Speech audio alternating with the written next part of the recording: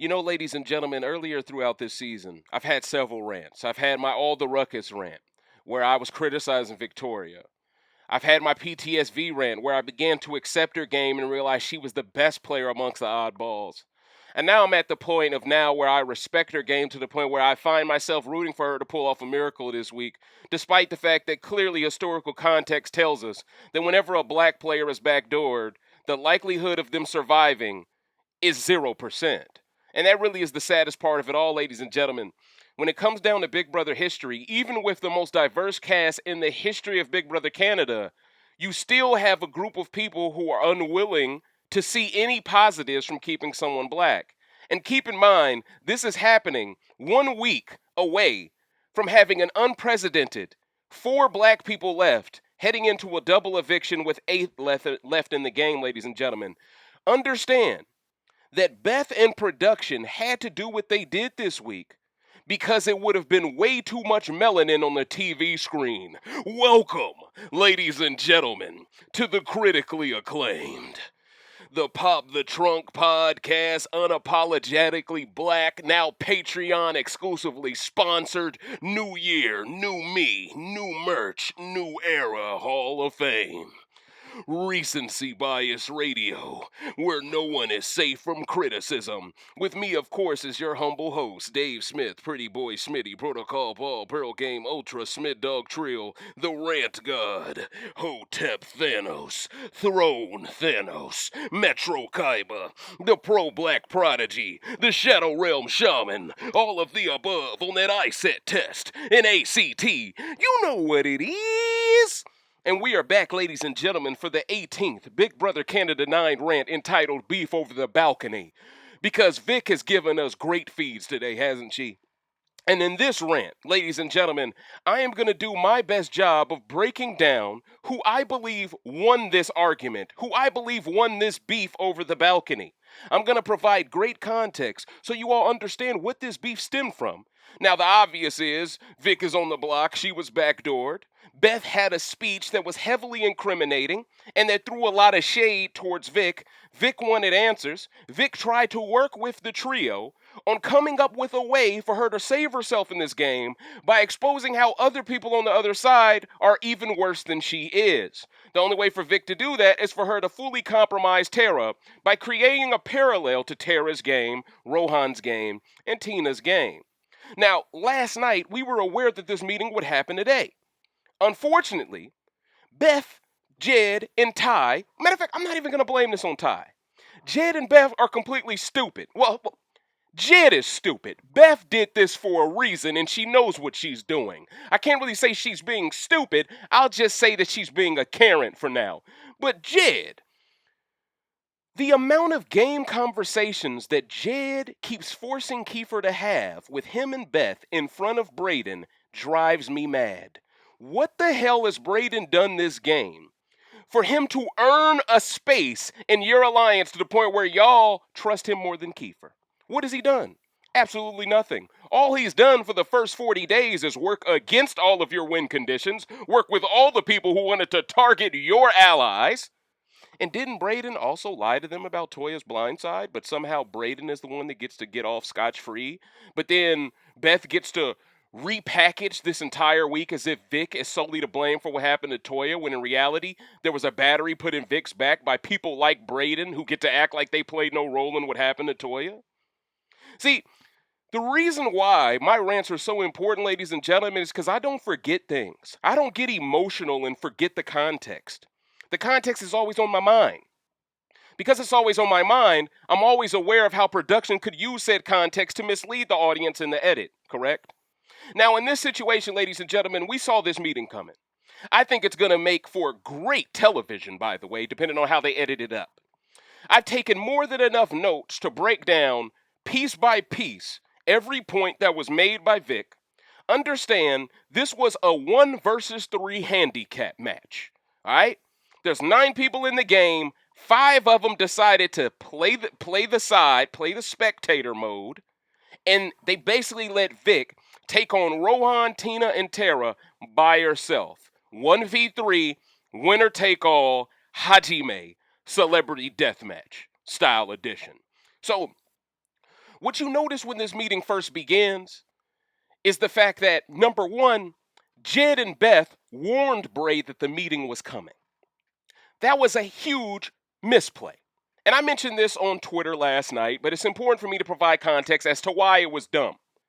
If Breydon is the new guy part of your team, and let's be real, if Vic leaves this week, Breydon gets to basically commandeer Vic's entire Infinity Stone and Power Vacuum, because now he can play both sides unannounced with anonymity.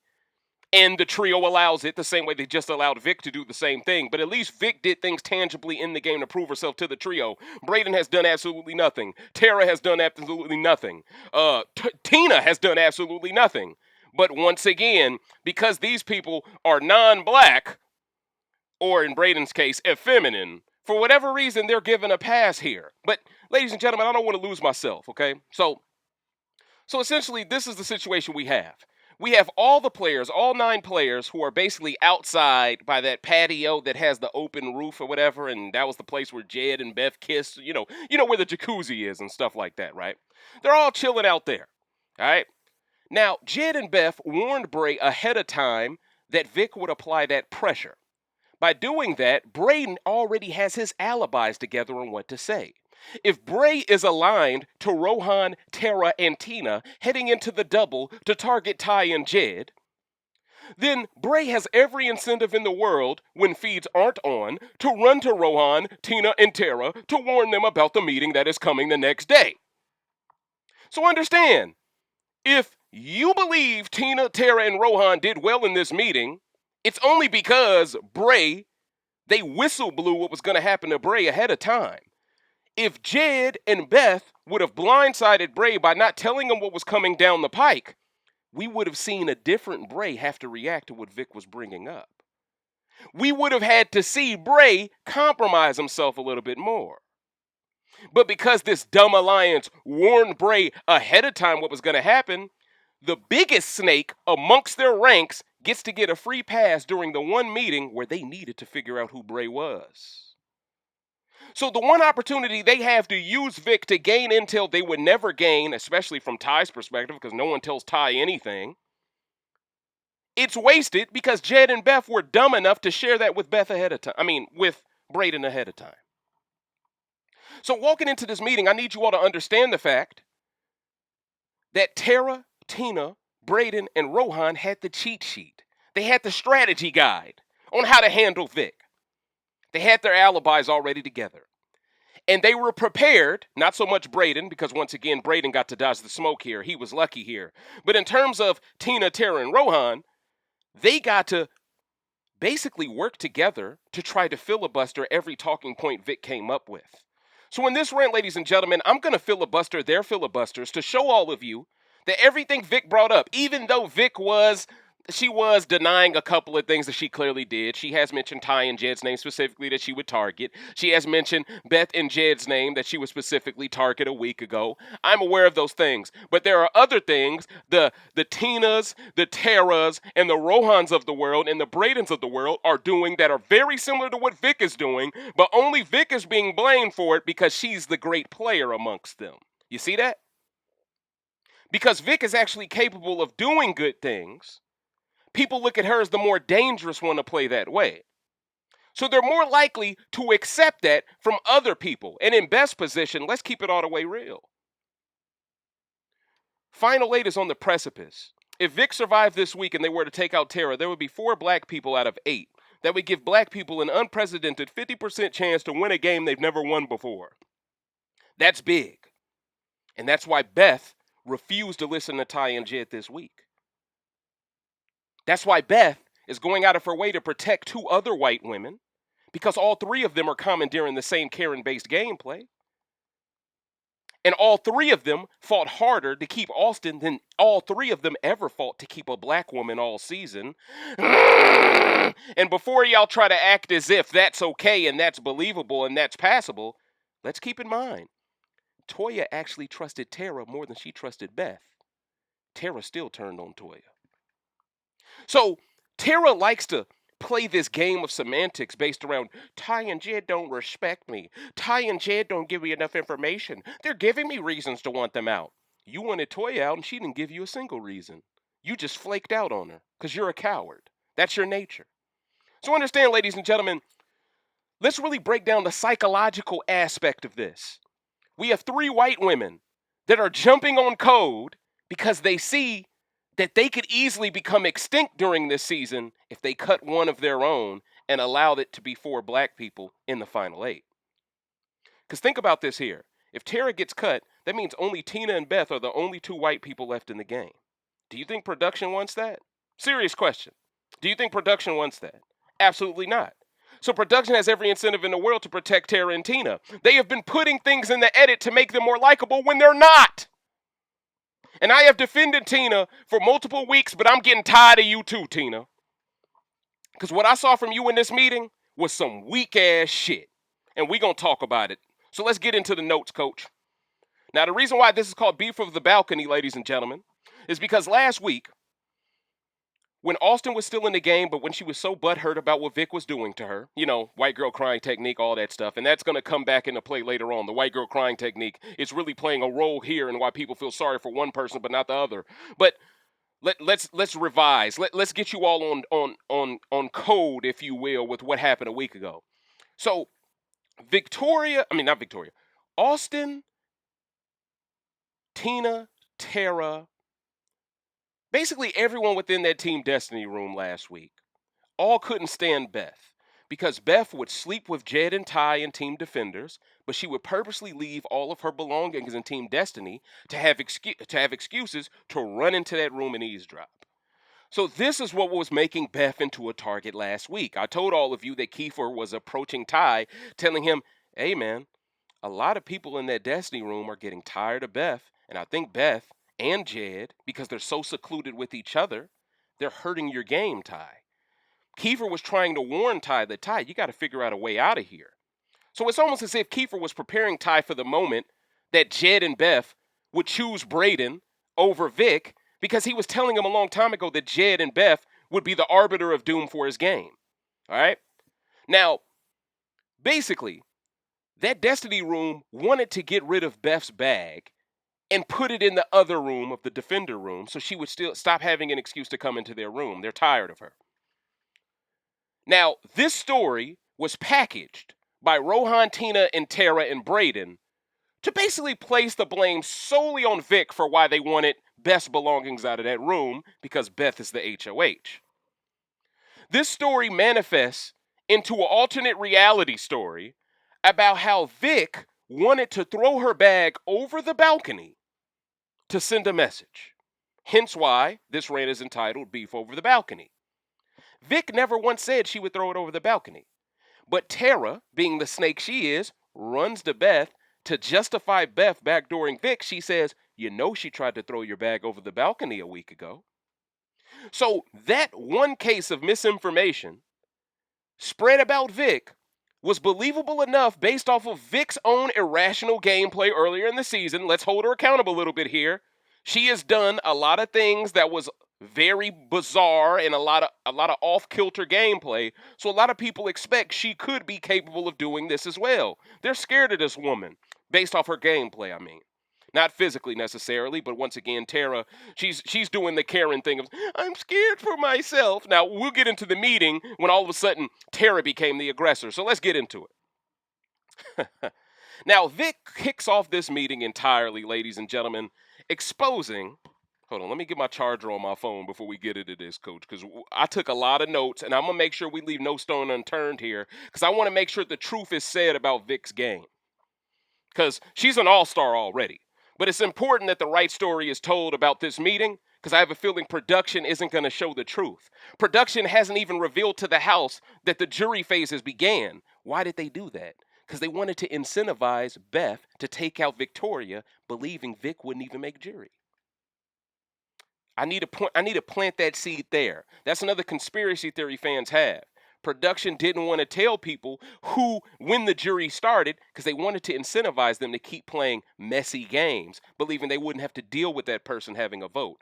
But here we go. Now, Vic kicks off the meeting exposing how subtly Tera lies about little stuff to build upon later. If Tera is willing to act as if Vic would have thrown Beth's bag over the balcony, she's basically instigating a beef and using dog whistling to get a white woman to jump on code with her and her anti-black based gameplay. This is facts. Now, understand, the way I am going to showcase Vic's genius in this meeting, even though when you watch it live, it's kind of cringy because eventually Vic gets emotional. She starts crying. Wasn't a good look. I don't like to see sisters put through trauma. But understand, I think she's a genius here. Now, I don't think this is all the way going to work for her because at the end of the day, the best outcome she can possibly get is a 3-3 tie during this week with Beth breaking the tiebreaker. Beth has no incentive in the world after already pulling this trigger to walk it all back. And Jed believes if they walk this back, it will be as dumb as a move as they made keeping Rohan. Whereas Kiefer, he looks at this differently. He looks at it as you got to keep Vic to have someone who can outplay Rohan to keep him from winning all these vetoes. Y'all motherfuckers ain't winning all of them. But once again, Jed just believes when the time comes he can flip a switch and take out Rohan. But okay, whatever, bro. Whatever. Now, understand here, ladies and gentlemen, Tera has been trying to paint targets on black people since week 2. She implied Vic did that with the bag because it was something she thought people would believe. Now, I've already mentioned this, that a lot of this is Girl Who Cried Wolf vibes on Vic because she's lied a lot, so it's kind of hard to believe her now. But let's just understand, a huge portion of this is solely on Tina, Tera, and Beth playing like Karens. Now, Tina interrupted for a second, telling Vic to not call her a liar. But Tina has been lying for a while now to justify flipping on Sunsetters for oddballs. Vic, in my opinion, was set up to fail here because Beth warned the other side beforehand. If Beth was really trying to see who was being honest to the trio, she would have let them all be blindsided by this meeting like these same people blindsided Toya. Big facts. But once again, Beth hated Toya as well. So she doesn't even want to keep that same energy in this meeting with all the people who took out Toya, further showing her excuse for targeting Vic is a lie. Has nothing to do with Toya, has everything to do with Beth. All right? Then Vic exposed Rohan trying to save Austin a week ago, and Rohan denies it terribly because he didn't swear on his family until he had to. Now, this is something Ty, Jed, Kiefer, all of them noticed after the fact. Now, Beth, her and Breydon keep trying to sweep shit under the rug, act like they ain't noticing the obvious bullshit popping off. But for Breydon, he has every incentive to act like he doesn't see it. For Beth, she believes that these two guys are going to take her to the end, if not Ty and Jed. She has no incentive to act like this is true as well. So understand, it's really Kiefer, Ty, who see the light. Jed, he's too distracted by the box. Bray is allowed to have all of this pivoting prowess and didn't have to work for any of it. Now, I'll admit he worked for making Vic into a target, but he didn't work for having to earn the trust of the trio. And that's my problem. Why does Vic have to earn their trust, but Breydon doesn't have to? Huh? That doesn't make sense. Why does Kiefer have to keep reaffirming why you should trust him after all he's done so far for you? But Breydon don't even got to lift a fucking finger. Huh? It doesn't add up, all right? It doesn't add up. It really doesn't. Now, Vic brings up a great point here. These conversations bashing the trio would have never happened if these people didn't approach her to discuss it. So why are these conversations solely on Victoria when she protected the trio that week as Invisible HOH? Vic is using logic here, but unfortunately, she's talking to a trio of white women with anti-black agendas. And I'm really disappointed she didn't put more spotlight on Breydon here during the meeting.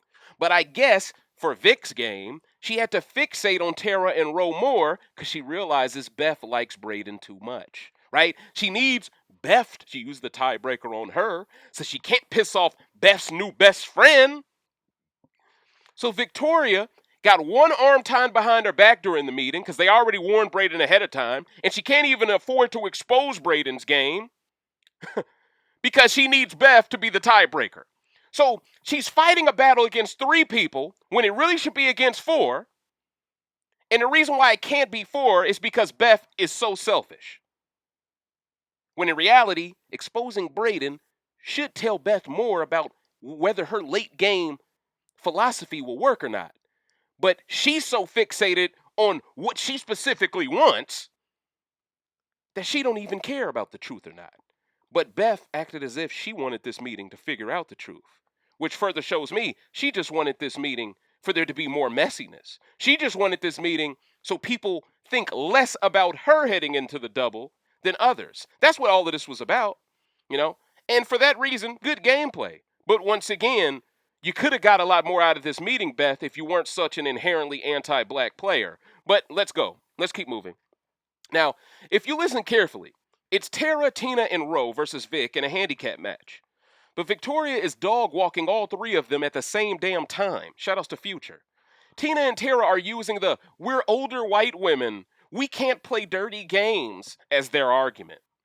Ro is using the "you constantly put us in positions to bash the trio when we don't want to" argument. Okay? Both arguments don't fly here, especially when this house remembers how Ro and Tera played when Kyle was around. Exposed. Exposed. This is the first time they have seen Ro and Tera reveal the Kyle style since Kyle left. And it's clear they are doing it now because Vic has them all nervous in the meeting. The way you can tell Tina ruined her game during this meeting a bit is how she is agreeing with whatever Rohan says even when he lies. Even if it's game conversation she wasn't even there to witness, she's agreeing to it. Now, if you weren't there to witness it, Tina, aren't you showing us that you're closer to Rohan and you're aligned to him because he shared that with you when you weren't there to hear it? Once again, Tina is so defensive, she's outing herself. So in a way, this meeting was great because it made Tina and Tera look like bigger threats than they actually were beforehand. But let's continue. Tina is just basically ad-libbing and dick-riding whatever Rohan comes up with to deflect from her own flip-flopper spineless gameplay. This meeting made me no longer a fan of Tina, if I'm being honest. It wasn't her place to defend Tera and Ro if she didn't do shit for Toya. Let's talk about it. You ain't do shit for Toya, but you acted like you were all ride or die with Toya, huh? You ain't do shit for her. Even when Kiefer was getting pounced on by Kyle and Rohan, you ain't speak up for him. And Kiefer was your ally from day one when y'all was captains. This says a lot about you, Tina. It says a lot about you. It says the only people you willing to defend are on one side. Irregardless if they had your back when no one knew each other yet, irregardless if they were Destiny or Defender, you somehow always figure out a way to only be loyal to one side. And that happens to be the side that's inherently anti-black.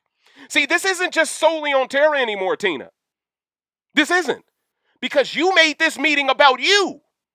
Well, not all the way. But at the end of the day, you spoke up in a lot of cases where it wasn't even about you. But you felt like you had to. Because you know if Tera goes this week, your game now gets exposed easier. So it felt like this was Tina's Super Bowl, this meeting, too. It felt like this was the make or break moment for her game. So now, don't say that about me. Don't call me a liar. I can call you whatever the fuck I want because you've been flip-flopping all damn game. Let's talk about it. Now, every time Vic asks Ro a specific question to expose his game, Tina and Tera try to react and give him more time to respond. Stalling tactics. This is once again exposing how close those two women are to Rohan. If this meeting was good for one thing, it made it obvious who was with who. Only people who benefit from this meeting is Breydon and Ty. Ty because no one gives any information to him and he learned a lot, and Bray because he dodged a bullet of Spicy V while doing exactly what Ro and Tera are doing right now. Then Ro makes it seem like he's been bashing the trio because if he didn't bash them, Vic would lose trust in him and run to the trio. That doesn't even make any sense, Rohan. I was waiting for someone at this meeting to say, bro, that don't add up, coach, right? But because Rohan won the veto and he's safe until Thursday and everyone knows a double is impending, no one really wants to outright call him out on his bullshit. And that's where we are here. So now Ro is telling the house he believes Victoria was closer to the trio than his side, days after saying he was alone and only wanting to work with the trio. I'm too good at this. Exposed. That doesn't add up. That's a contradiction, Rohan. But see, when you got two white women on your side ready to cry at any beck and call, anything you say can sound like the truth. Let's talk about it tonight. Man, come on, man. And if Vic is the one he wanted backdoored, because the trio can't trust her, why was Rohan so worried about Vic getting closer to them? This is a contradiction, and it proves Rohan does what Vic does, but because he ain't black, he isn't vilified for it the same way. Further proving, which is basically what Tina and Tera do as well, this is a whole bunch of people, basically a Spider-Man meme, but they're pointing at the Venom Spider-Man, the one with the black costume on. That's really what's going on here. Exposed. Alright?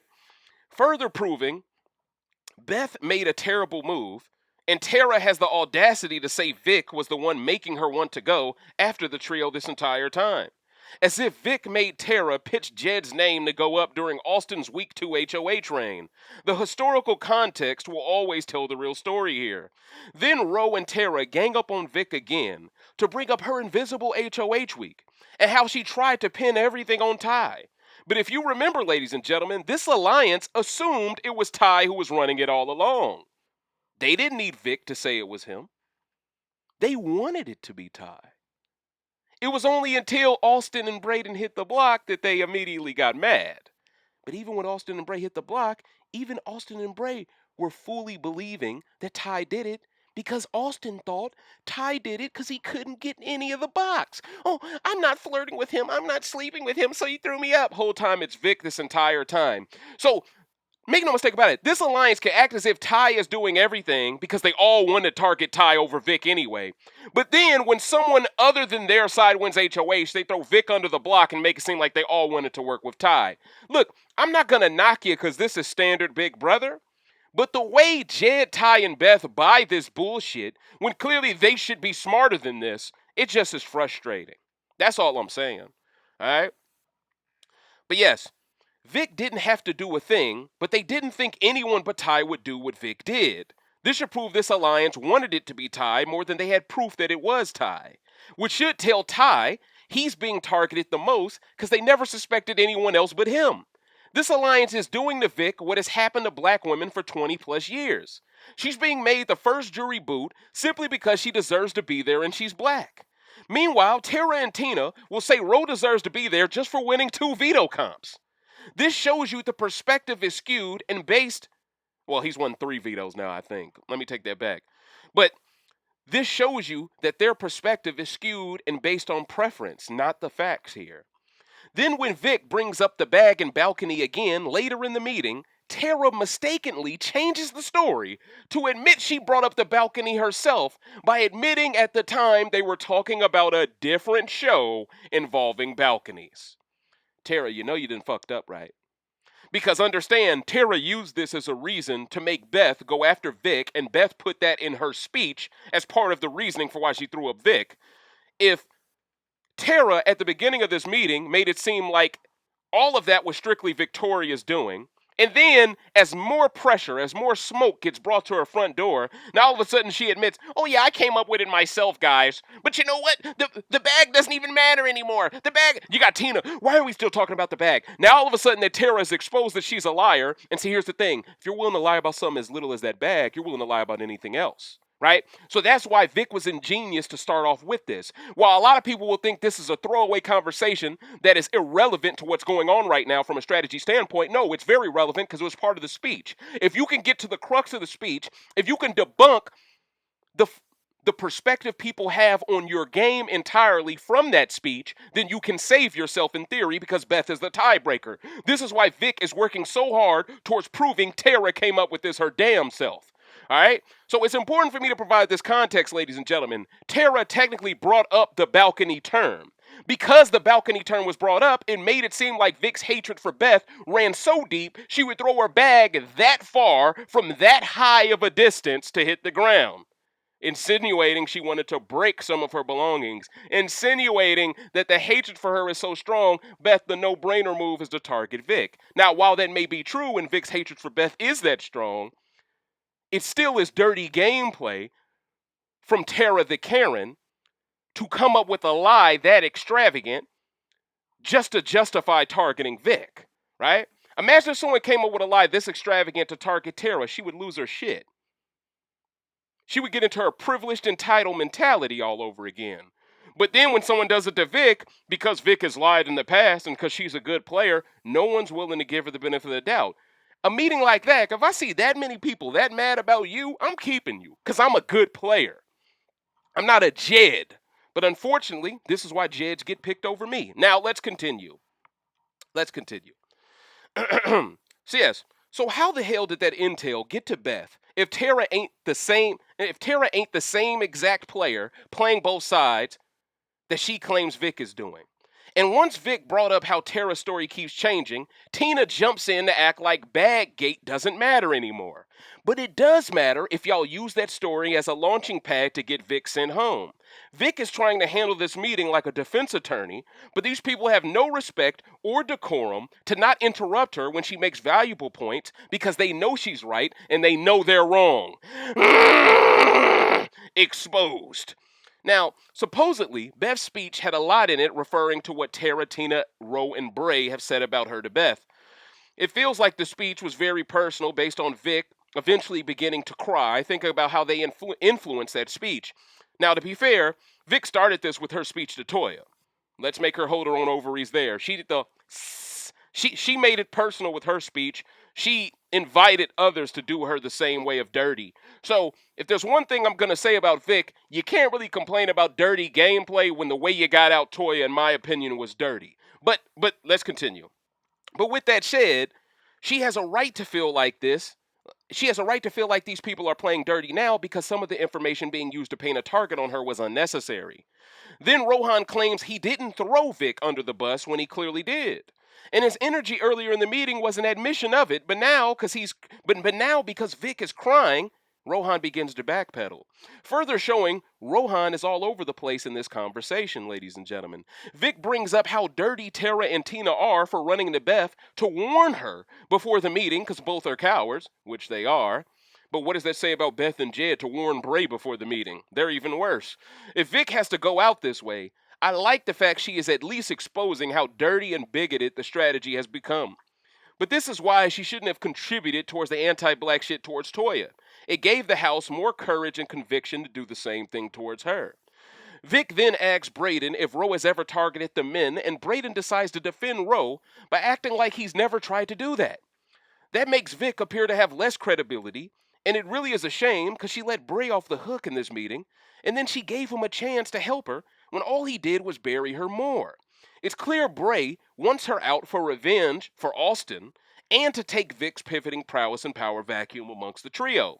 This is why Vic should have been exposing the Oddballs Alliance specifically during this meeting.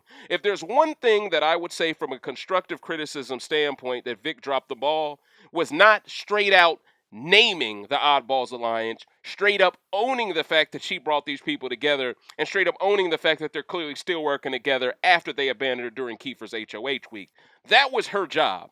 Unfortunately, I think emotions got a little bit too serious. She was too fixated on the speech itself, and I think and because she wanted to focus more on Tera, who's on the block next to her, than Bray, who at the end of the day, Beth wants to protect. I think this all played a role in why she decided not to focus solely on oddballs and focus more on Tera not being shit. Now, Rohan claims everybody talks about targeting the trio, but earlier in the week he told them he never wanted the trio out. This is another contradiction. Tera claims Victoria not throwing the trio under the bus this week doesn't matter because she did things in previous weeks that were against them. But isn't Tera the same person on feeds, believing that Jed and Ty should just forgive her for wanting Jed thrown up during week 2? This further shows how hypocritical Tera is. Tera does not follow this type of philosophy when it comes to Jed and Ty. In fact, she holds grudges with both of those brothers based off what they've done in the past all the time.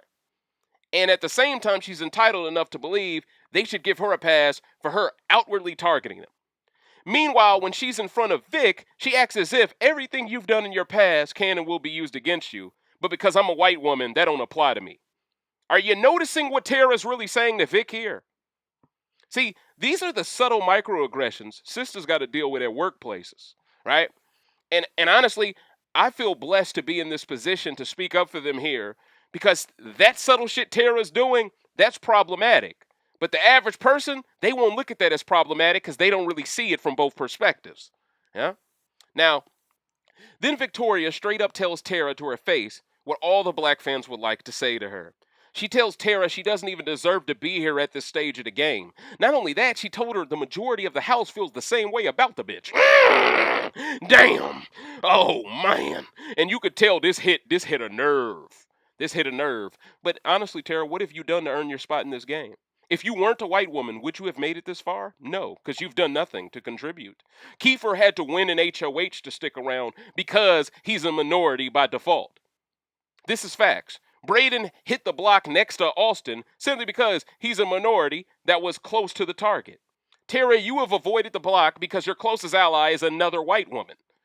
You both have benefited immensely from the privilege of being white women on a game like this. And during a season where we have the most diversity we've ever seen, I'm not surprised at all that somehow 3 white women get to skate by all over again as if there is no diversity.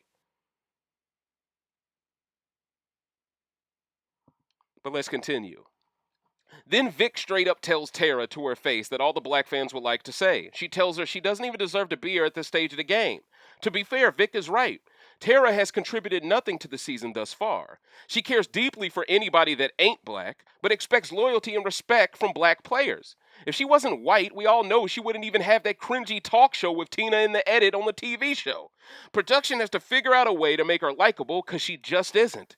I see why she's such a big fan of Christmas, because the Christmas came out later on in this meeting. But let's continue. Let's get there.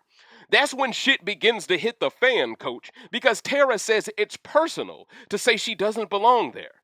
But if you look at everyone on this season, the only players that aren't new archetypes is probably Tera and Beth. The 2 white women jumping on Cole right now to make sure half the players aren't black heading into the double eviction. And this raises a new question. How much self-hate does Breydon have? If he doesn't want to make history by guaranteeing black people have a 50% chance to win the game heading into the double. I heard he had some white friend that used to run his Twitter that no longer does because he got exposed for being anti-black. I'm not shocked. I've told you all that the LGBT community, especially the white side of it, is inherently racist. But once again, we have certain members that act like they're pro-black within that community while they get treated like dog shit by people in that community. And then they come to ours and tell us, oh, you are phobic. No, we're just all in for people who are like us. Meanwhile, you play double dutch and you jump on both sides. You're basically the Tera and Tina when it comes to this conversation. Exposed. All right, let's talk about it, But yeah, if y'all didn't know, Bray used to have a white dude that he trusted with his account who was proven to be quite racially insensitive, go figure, and now that person doesn't run his Twitter account anymore. So doesn't that give you all a 360-degree view of how Bray's own judgment when it comes to human beings in general is very bad? Because when it's someone who looks like him, unless they do moist shit, he doesn't even give them the time of the day or wants to kick it with them at all. It took for Jed and Ty to both basically buck break themselves for Bray to even kick it with them. Let's just be real here. That's the type of person he is. And to certain members in that community, they want to see you humiliate yourself to prove that you accept them. It's crazy, but it's the truth. Now, let's continue. If Bray allows someone like that to run his social media, it says all you need to know about Bray outside of the game. It explains why he ran to Julie and Austin before the 2 black women. Why he's now still loyal to Roe despite Roe not using the veto which sent Austin home, not Vic. Real talk, why doesn't Bray hate the fact that Roe preferred to protect Tera over Austin? No matter how you look at this side is playing semantics gymnastics to justify screwing over Ty and Jed when they all should have game reasoning to hate each other. That's true too. Now Beth says to Tera, Tina, and Rohan, it's okay if y'all said y'all were coming after us. It's okay. This drove me up a fucking wall. It shouldn't be okay if they said that. And they're still denying it in front of your face after you say it's okay if they say it, which further shows how much they're willing to lie to your face. At least Vic is willing to admit it. But once again, because she's on the block, that's why she's willing to admit it. She's not willing to admit it any other time. But what did Austin admit when she was on the block? What did Kyle admit when he was on the block? Those people didn't fight for their lives at all. We're here as a fan base wishing people start fighting for themselves. The minute Vic does it, you still see the same anti-black fan base hoping she leaves. So the same fight that you said you wanted for weeks on end, now you don't want it because the black person's the one fighting. See, people keep playing both sides. But the thing that's so great about me, ladies and gentlemen, that I'm consistently on one side, the side of the truth. So yeah, so now all of a sudden it's okay, Just because Beth already tied her wagon to Bray and Roe, it's okay. This is more proof Beth is abandoning Ty and Jed because she's allowing Tina, Tera, and Roe to skate by when they clearly are all showing how much they hate Ty and Jed with this conversation versus Vic. But once again, for Ty and Jed's game, it doesn't behoove them to speak up in any moment because they'll just paint a bigger target on themselves. In this moment, they're just trying to gain information, and that's why I appreciate how quiet both men were. Now, notice how Tina spoke up to defend Tera, but she didn't defend Kiefer versus Kyle and Roe. That should tell Kiefer how Tina has abandoned him in this game subtly. This further shows me Tina is a coward because she'll gang up on Vic, but won't even the odds versus someone white like Kyle. Tina, welcome to the Shadow Realm. You've been exposed. There's too many things you've let ride versus minorities, and there's too many things that you were quick to defend when it dealt with someone white. You've been sent to the Shadow Realm. We see what game you playing, Tina. We see it now. Rohan further denies trying to keep Austin, but then Vic brings up how she told Bray about Rohan trying to flip the vote, and Bray finally agrees that has happened. So Bray did throw Rohan under the bus somewhat here, but once again, he didn't implicate Rohan in actually trying to save Austin. He was more so confirming Vic mentioned it a week ago. Then Rohan implies it behooved Vic to do that as the invisible HOH, but last week he thought it was Ty, remember? So how can these people act like Vic was blaming Ty for her HOH, but then act like they knew she didn't protect Ty with it, while claiming they are more trustworthy than she is towards Ty? Ladies and gentlemen, none of this adds up. None of this adds up. But this is why they do not put black men in the game like me that compute and crunch things fast. Because I'd be the one in the meeting going, oh, they're all completely full of shit. I just figured out everything I needed to know. And keep in mind, ladies and gentlemen, last night, Ty found out for the first time that Breydon and Roe are working together. He's been getting played by Breydon this entire time, right? So even though that meeting did not compromise Bray, it did more than enough to show that Roe is clearly with Tina and Tera, and Bray has every reason to flip and work with them if he ever gets power. So common sense shows them that there's a 4 working against their 3. Clearly. All right? And Beth is closer to that 4 than she is to them 2 at this point. That's what it feels like based off her dumbass gameplay. You know what I'm saying? But once again, it is what it is. All right? Why didn't they expound on the balcony and trying to save Austin before this meeting happened? And if Roe is claiming he didn't want Austin to stay, why is Rohan unwilling to throw Breydon under the bus and vice versa? Rohan refused to do it even when he was a nominee. That in itself either shows he didn't want Austin to stay because he and Bray are super close, or he failed in keeping Austin and he pivoted with Bray. Either way, Rohan didn't do a good job here of detaching himself from Bray, Tina, or Tera. To be honest, Rohan shouldn't have done so much talking because he's already safe this week. He should have forced Tera to hold her own ovaries here. But once again, Rohan is a bully when he has the numbers. When he doesn't, he don't want no smoke. That's my problem with Rohan in a nutshell. When he has the numbers, when he knows he can jump you, he applies the pressure and all of a sudden he want to talk. When he don't got the numbers, it's, hey man, I really like you guys, man. Have you ever noticed how Rohan this entire week, ever since Beth's been HOH, the way he talks to Jed, it's like he's trying to utilize ebonics? Hey, what's up, my guy? Hey, what's good, King? What's up, champ? Yeah, man, what are you guys on? Can I kick it? All of a sudden, the same shit he was talking with Kyle, pronunciating and enunciating every word with Kyle on that weirdo shit. He ain't doing that shit around the black guys. Now all of a sudden he trying to be yo, yo, yo. That's how little he think of y'all, brothers. He think he can fool y'all into believing he's on your side by using some ebonics. It's time to wake up. For real, though. You know what I'm saying? But anyway, Vic then exposed how Tina and Tera were the main ones stressing how much they hated Beth leaving her stuff in the Destiny room to spy, and Tera and Tina didn't deny that. That was a good point by Vic as well. At least Vic is showing Beth that these white bitches hate you as much as I do. Damn. That's a saving grace here, if anything, right? And in Beth's mind, she believes she's going to have Ty, Jed, and Rohan and Bray in Final Five. So she's probably loving the fact that Tina and Tera are getting exposed. But if I'm going to be completely honest with you, I personally believe she wouldn't mind if Bray and Rohan got their Final Five either. As long as she's in that Final Five, she doesn't care, and that's what makes her a bad ally, a bad alliance member. Because she's only using her HOH to help herself, even though Ty and Jed are clearly the two shields that got her this far. It's like she used these two brothers like rental cars from Enterprise, and now she don't give a fuck. That's what it looked like to me. Now she looks at Breydon and Rohan, newer makes and newer models, you know. And I've even heard Beth say she plans to flirt with Rohan to get her on her side. So this chick is sleeping with Jed. She used to sleep with Ty, and now she might go ahead and pass herself on over to Ro. I mean, listen, man. Listen, it's embarrassing. But, hey, that's her gameplay, ladies and gentlemen. What do you expect? Huh? Now, then Victoria catches Ro completely in a lie by saying if Ro only approached Vic about saving Austin because he thought she had a vote.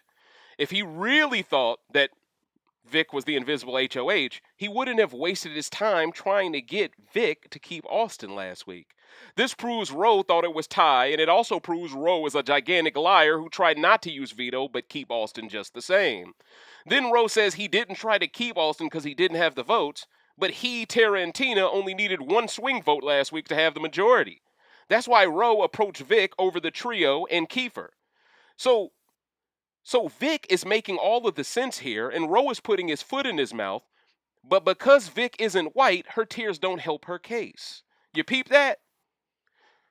So later on, we're going to end up seeing Tera cry. And the way people react to her tears is one way. The way people react to Victoria's tears is a whole nother way. No one caresses and consoles the black woman when she cries. That's why I respected Toya for never showing that type of emotion to these people. Some people, I said this a long time ago, to some people, black trauma is their entertainment.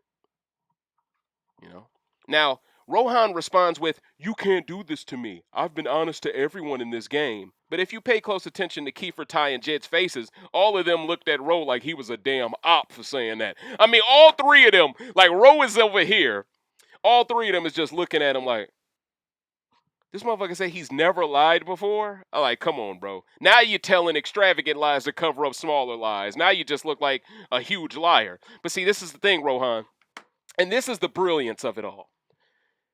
By you choosing to protect Tera over Austin by not using the veto on Austin, that was a misplay. But now that you're pushing for backdoors to be the next move, understand, Rohan, if there's a chance to backdoor you, you're going to get sent to the shadow room in a very similar way Vic was now. And you're going to feel like you didn't have a chance to save yourself. And it's going to be blowing up in all of your face because at the end of the day, I believe backdoor should be taken out of the game. I believe it's so beta. I believe it's so scared. I believe it's so whack. I just hate backdoors. I just hate it. But once again, it is part of the game. I'm not going to spend this entire time complaining. Let's get more into the meeting. Then Tera asks for further explanation on why Victoria brings up how everyone in the game feels she doesn't deserve to be there. Victoria says they all busted their asses to get on this show. And they hate hearing someone like Tera say, "If I don't win, I don't even want to make jury." To someone like Vic, a black superfan, that's disgusting. Now, to expound on what Tera said, she said this on feed several times, and this rubbed everyone the wrong way because as a black player, and especially a black superfan, we know how hard it is to get on a show like this. We know how much easier it is for a Tera to get on a show versus a black person. Because it's limited options for black people. It's limited spots already. Right now, some could argue, well, she's competing with a lot more white women who watch the show, Dave, so it's kind of breaks even. But at the end of the day, she gets preferential treatment within the game because she's white as well, so it doesn't. But anyway, all right, at the end of the day, Tera has stressed on feed several times that if she's the first to reboot, she'd rather just go home because that's 30 days she has to spend away from her family for no reason. All right? She's so full of herself, you know? My thing is, And this is what Vic brought up at the meeting. You signed up for 90 days of this game. You're supposed to be a fan of this game. For you to imply you can't sit through 30 more days after sitting through 60 already just because you have no chance to win, it shows your mentality, right? And we're going to expound on this further here. So to imply you have to win for it to be worth it to be in the jury house means Tera expects to win based on her own privilege as a white woman. A black person can never say out loud that if they don't win the game, they'd rather go home over being the jury because black people rarely ever win.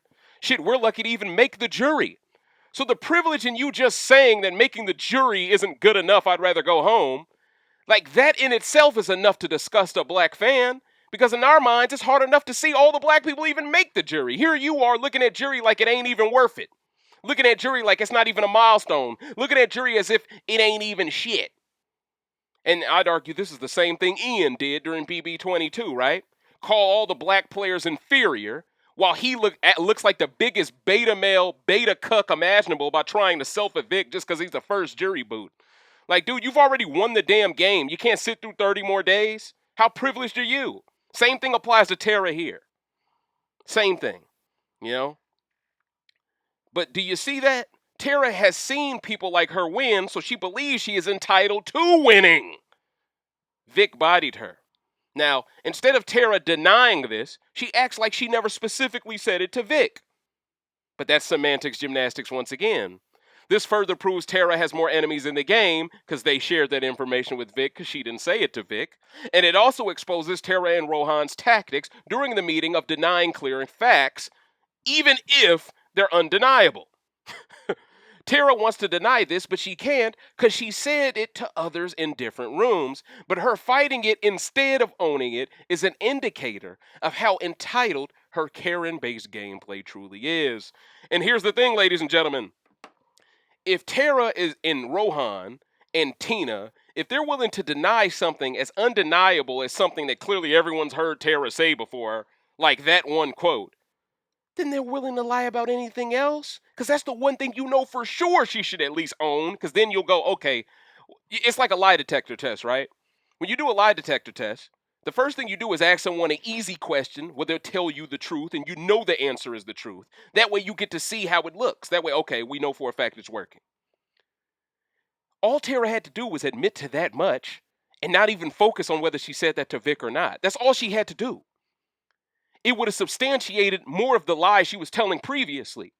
But her denying that much just goes to show she didn't want to give Vic anything, which shows how much she hates Vic. Which shows how much of a role she played in Vic getting thrown up. Which shows how much her contribution, how big it was to the speech that Beth laid out. Do you see how ingenious what Vic is doing here is now? Understand, the house does not know that jury has already started. Vic is painting the picture to a house that believes jury hasn't started yet, that Tera is the one woman here ungrateful enough to believe she would leave jury if she was the first jury boot. So why not get rid of her right before jury starts? Ingenious gameplay. If this gameplay had come from a white man, BBCAN would already be calling them Emmett. They would already be calling them Dane. Huh? I'm just telling y'all what it is here, right? Because it's coming from a black woman's mouth, there's going to be a lot of people acting like what she did from a real subtle standpoint wasn't ingenious. But that's why I'm here, to give the credit to the people who deserve it in the moment.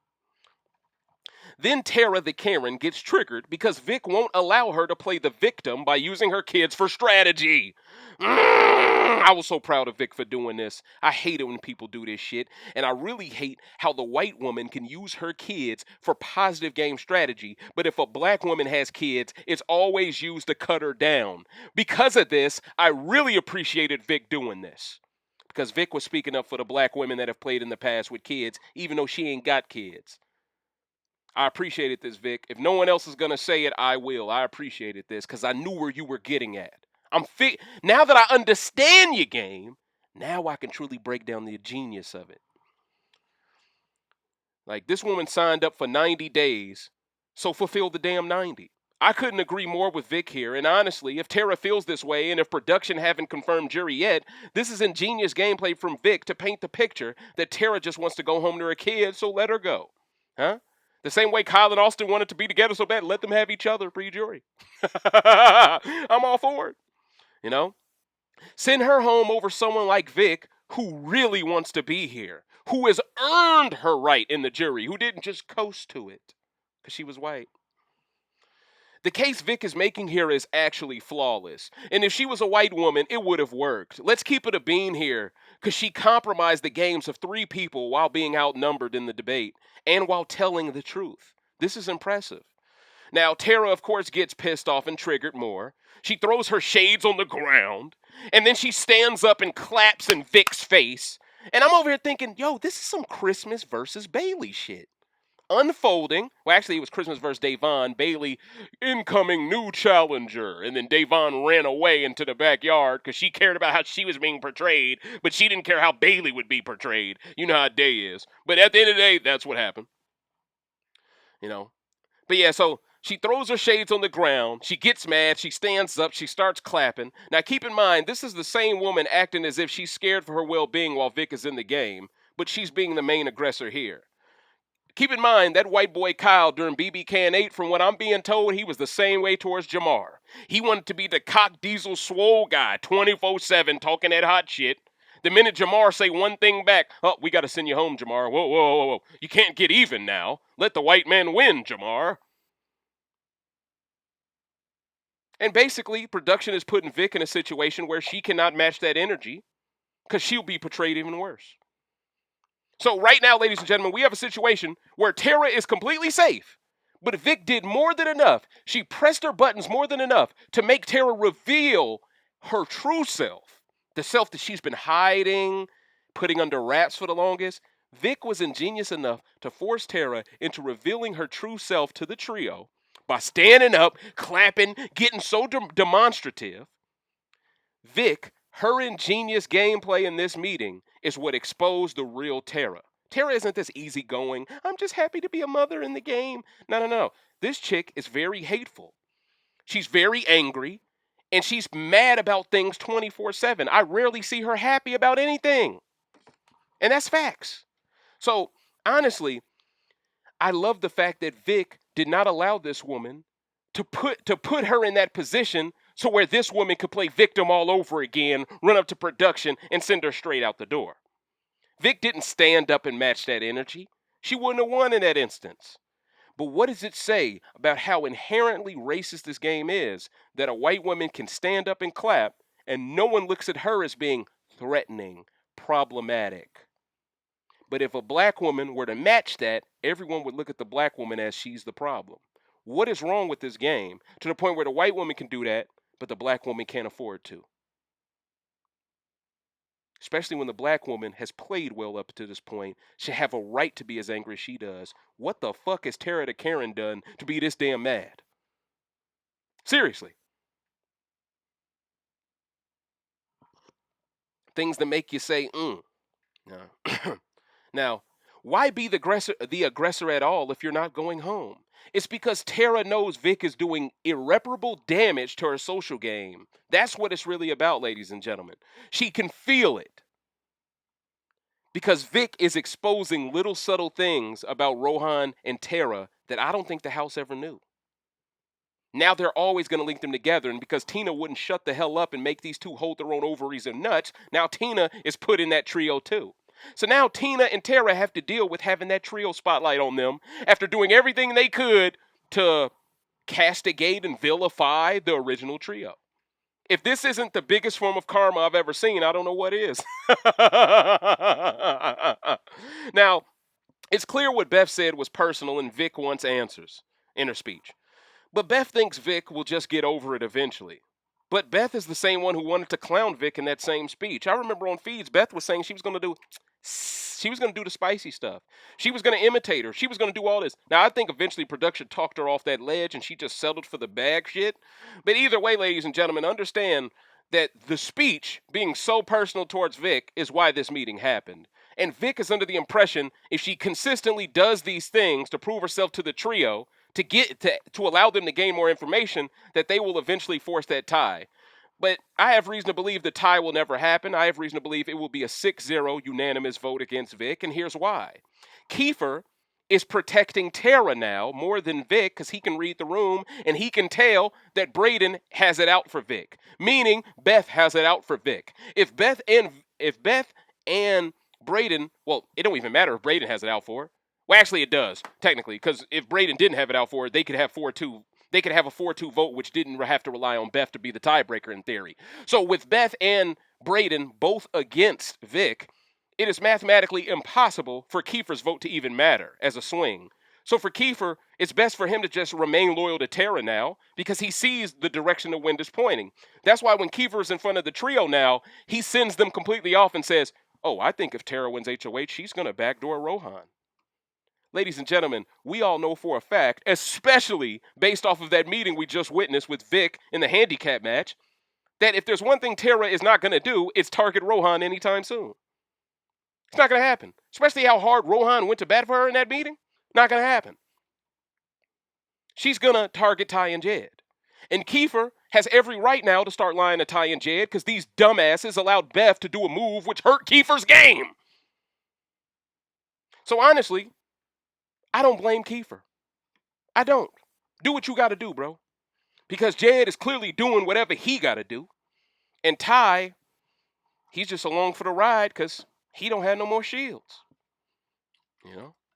It's win or go home time now, you know? It is what it is, you know? It's sad, yo. So it's clear what Beth said in her speech was personal and Vic wants answers, but Beth thinks Vic will just get over it. And Beth is the same one who wanted to clown Vic in the speech, so Beth wanted this reaction all along. She just doesn't want to be known by Canada for what she is. A mud shark who hates black women but has a fetish for black cock. That's what you are, Beth. That's what you are. You're a mud shark. There's plenty of you in America. You're a mud shark. Anyway, then we get Tera using the white girl crying technique after the meeting to offset her clear aggressive behavior towards Vic in the meeting. It gave me Christmas vibes versus Bailey and Davon a little bit. The white girl crying technique is an exploitative strategy built on a foundation that only rewards women of a certain background. It is inherently biased, it is inherently racist, and I personally believe it should be scrapped from the game entirely.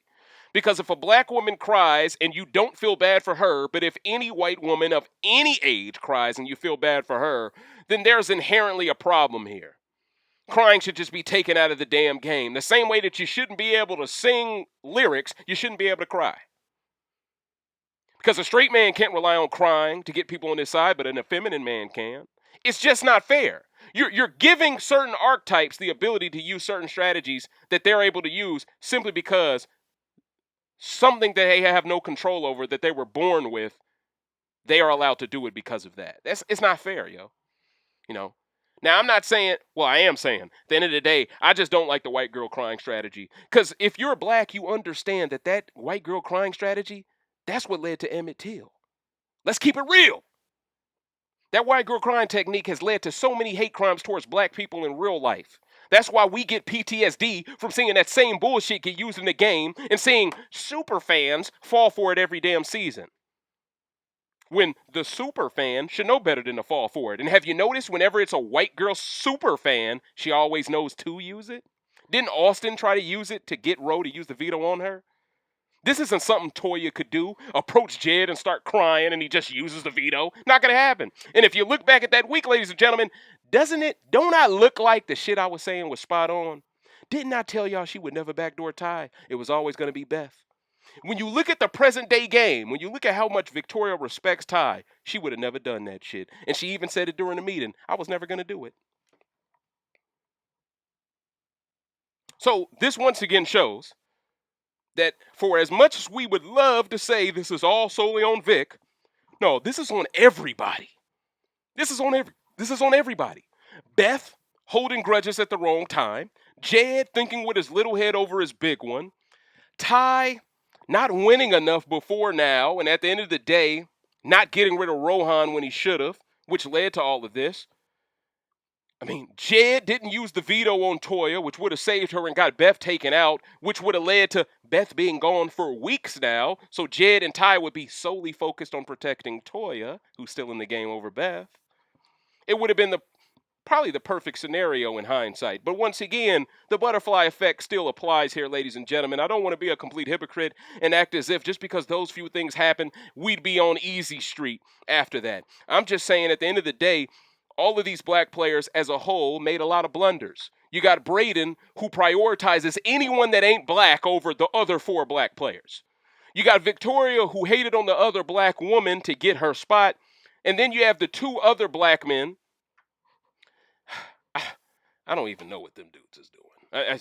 At this point, Ty, it just looks like he's kind of like a hostage to his alliance. And Jed thinks he's got it figured out when he don't see the forest from the damn trees, you know.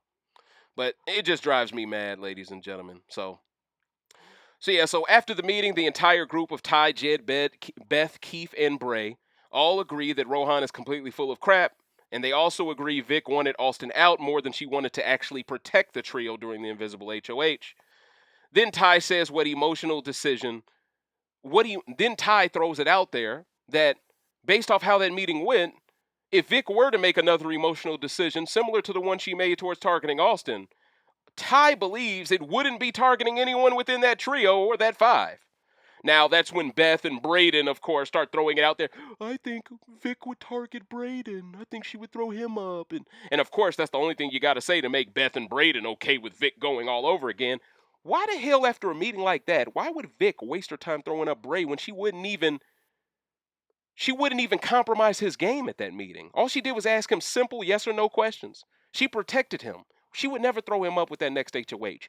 It would 100% be Tina and Tera with a Rohan backdoor. We all know it.